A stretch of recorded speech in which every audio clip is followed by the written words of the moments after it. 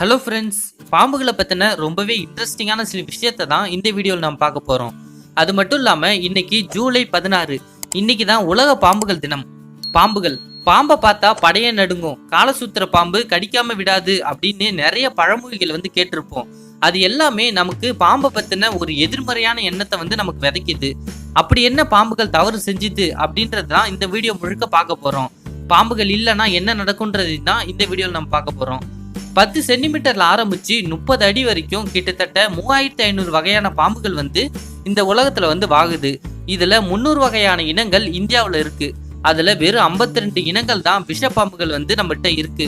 பாம்புகள் மனித தோன்றதுக்கு முன்னாடியில இருந்தே இந்த உலகத்துல வாழ்ந்துட்டு வருது. அப்பெல்லாம் அது நடந்துட்டு இருந்துச்சு. ஆனா கால்களோட பயன்பாடுகள் குறைஞ்சதுனால அதனோட கால்கள் சுருங்கிட்டே கடைசியில நகர ஆரம்பிச்சிருச்சு. பாம்புகள் நாக்க வெளியே நீட்டுறதுக்கான முக்கியமான காரணம் வெளியில இருக்கக்கூடிய வெப்பத்தையும் ஈரப்பதத்தையும் எந்த அளவுக்கு இருக்கு அப்படின்றத தெரிஞ்சுக்கிறதுக்காக தான் அதோட நாக்க வெளியே நீட்டுது. பாம்புகளுக்கு காது கேட்கிற திறன் கிடையாது. அப்புறம் எப்படி மகுடி ஊதுற சத்தத்துக்கு அதை ஆடுது அப்படின்னு கேட்டீங்கன்னா, பாம்புகளோட காதுல உள்ள அதிர்வலைகளை உணர்ற அளவுக்கு ஒரு செவி இருக்கு. அதனால மகுடி ஊதுறதோட காலால ஏற்படுத்துற அந்த அதிர்வலையில வச்சுதான் அந்த பாம்புகள் ஆடுது. பாம்புகளே இல்லாத ஒரு நாடு தான் அயர்லாந்து அப்படின்றது. பாம்பு படம் எடுத்துச்சு அப்படின்னா நம்மள பழி வாங்குமா அப்படின்னு கேட்டீங்கன்னா அதான் இல்லை. ஏன்னா பாம்புகளுக்கு ஞாபக சக்தி அப்படின்றது ஓவரா கிடையாது. அதனால எந்த ஒரு பாம்பும் நம்மள பழி வாங்காது. இந்தியாவில் கிட்டத்தட்ட 1 லட்சம் பேர் ஒரு வருஷத்துக்கு பாம்புகிட்ட கடி வாங்கி கிட்டத்தட்ட 50,000 பேர் இறந்து போறாங்க. அப்படின்னா பாம்பு அப்படின்றது ரொம்ப கெட்டதான ஒண்ணா அப்படின்னு கேட்டீங்கன்னா அதான் இல்லை. மனிதன் வாழக்கூடிய இடத்துல குறிப்பா 4 வகையான பாம்புகள் தான் வரும். நல்ல பாம்பு, கட்டு விரியன், கண்ணாடி விரியன், சுருட்டை விரியன் அப்படின்ற பாம்புகள் தான் மனித நடமாட்டம் இருக்கக்கூடிய இடத்துல சுத்தி வரும். அதுவும் அது இறைய பிடிக்கிறதுக்காக தான் அந்த இடத்துக்கு வரும். பாம்புகள் அழிஞ்சுது அப்படின்னா விவசாயத்துல பெரும் பங்கு இழக்க நேரிடும். ஏன்னா பூச்சிகள், தவளை பெருக்கம் அப்படின்னு சொல்லிட்டு நம்மளோட உணவு சங்கிலியில ஏகப்பட்ட மாற்றத்தை ஏற்படுத்தும். ஒரு மனிதன் சாப்பிடக்கூடிய தானியத்தை வெறும் 6 எலிகள் சாப்பிட்டு காலி பண்ணும். அப்படின்னா ஒரு எலி வருடத்திற்கு 10 கிலோகிராம் அளவுக்கு நம்மளோட தானியங்களை காலி பண்ணும். ஆனா ஒரே ஒரு சாரப்பாம்பு ஒரு வருஷத்துக்கு கிட்டத்தட்ட 1000 எலிகளை சாப்பிடும் அப்படின்னு சொல்றாங்க. அப்படின்னா நமக்கு 10 டன் உணவு சேமிக்கப்படும். விவசாயத்துல எலி தொல்லை அப்படின்றது ரொம்ப முக்கியமான ஒண்ணு. எல்லா விளைச்சலையும் சாப்பிட்டுச்சு அப்படின்னா விவசாயிகளுக்கு ஒண்ணுமே கிடைக்காது. சாரை பாம்புகள் எலிகளோட வலைக்குள்ளேயே போய் எலியை பிடிச்சி சாப்பிட்டுடும். அதே மாதிரி மண்ணுளி பாம்பு மண்ணை நுழைஞ்சு போகும்போது மண்ணோட காற்றும் கலக்கும். இதனால செடிகளுக்கு நிறைய உணவுப் பொருட்கள் கிடைச்சி சீக்கிரமா வேர்கள் பரவி அது வளர ஆரம்பிச்சிடும். அது மட்டும் இல்லாம மண்ணை பொல பொலன்னு வச்சுக்கிறதுக்கு இந்த மண்ணுளி பாம்புன்றது ரொம்ப முக்கியமான ஒண்ணு. கண்கொத்தி பாம்பு அப்படின்னு சொல்லப்படுற பச்சை பாம்பு வெறும் பூச்சிகளை மட்டும்தான் சாப்பிட்டு அதை வாழ்ந்துட்டு இருக்கும். ஆனா பாக்குறவங்க எல்லாம் அது நம்ம கண்ணை குத்திரும் அப்படின்னு சொல்லுவாங்க. முழுக்க முழுக்க பொய்யான ஒரு தகவல். அதே மாதிரி ராஜநாகம் அப்படின்றது கூடு கட்டி முட்டை போட்டு அடகாத்து குஞ்சு பெரிச்சு அதோட வாழ்க்கை நடந்துட்டு இருக்கும். இந்த மாதிரி ராஜநாகத்தோட முக்கியமான உணவே என்ன அப்படின்னு கேட்டீங்கன்னா எல்லா பாம்புகளையும் சாப்பிட்டு அது ராஜநாகம் வளர்ந்துட்டு வரும். இப்படி நம்மளோட உணவு சங்கிலியை சரியா பராமரிக்கிறதுக்கு பாம்பு அப்படின்றது ரொம்ப முக்கியமான ஒண்ணு. பாம்புகள் மனிதனை கடிக்கிறதுக்கான முக்கியமான காரணம் என்ன அப்படின்னா அதோட உயிருக்கு எப்ப ஆபத்து வருதோ அதுக்கப்புறமேட்டுக்கு தான் அது எச்சரிச்சுட்டு கடிக்க நம்மள ஆரம்பிக்கும்.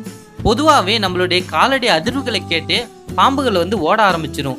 இன்கேஸ் அதை நம்ம ஏதாவது துன்புறுத்தணும் அப்படின்னா அது நம்மளை தாக்க ஆரம்பிக்கும்.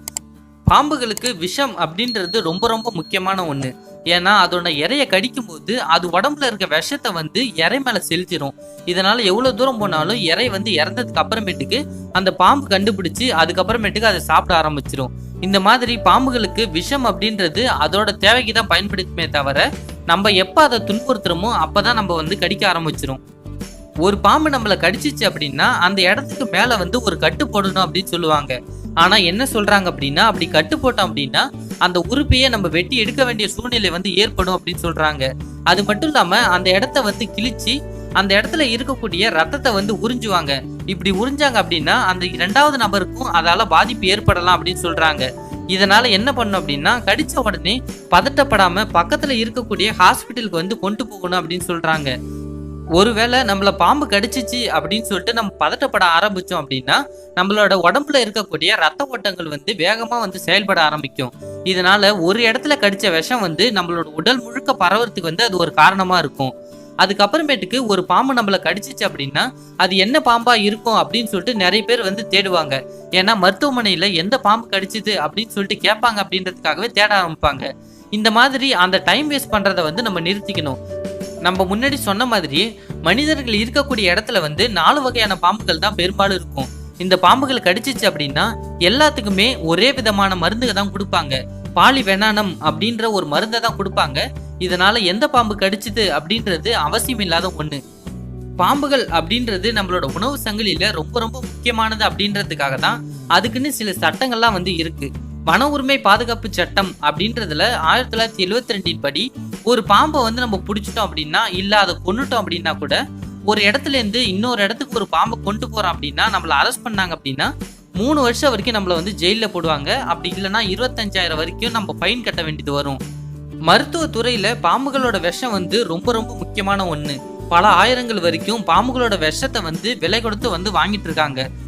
ஒவ்வொரு உயிரினத்தோட வளர்ச்சியும் வந்து ஒவ்வொரு உயிரினை வந்து கட்டுப்படுத்திக்கிட்டே இருக்கும். இப்ப ரீசெண்டா வந்து வெட்டுக்கிளி தாக்குதல் அப்படின்றது நிறைய இடத்துல வந்து நடந்துட்டு இருந்துச்சு. அதை கட்டுப்படுத்துறதுக்கு நம்ம ஊர்லயே கரிச்சாங்குருவி அப்படின்னு ஒண்ணு இருந்துச்சு. அது 1 மணி நேரத்துக்கு கிட்டத்தட்ட 100 வெட்டிக்கிளை வந்து சாப்பிட்டுரும்.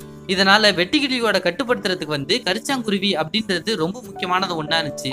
அதே மாதிரியே பாம்புகளை வந்து நம்ம முற்றிலுமா அழிச்சிட்டோம் அப்படின்னா நமக்கு ஏகப்பட்ட பிரச்சனைகள் வந்து ஏற்படுத்தும். இதுக்கப்புறமேட்டுக்கு ஒரு பாம்பை பார்த்தீங்க அப்படின்னா அதை அடிக்காம விட்டுட்டு போகணும் அப்படின்றது தான் என்னோட வேண்டுகோளா இருக்கு. இந்த வீடியோ பத்தின உங்களோட கருத்து என்ன அப்படின்றத மறக்காம வந்து கமெண்ட் பண்ணுங்க. அப்படியே நெக்ஸ்ட் வீடியோ மிஸ் பண்ணாம இருக்கிறதுக்கு சப்ஸ்கிரைப் பண்ணுங்க. தேங்க்யூ.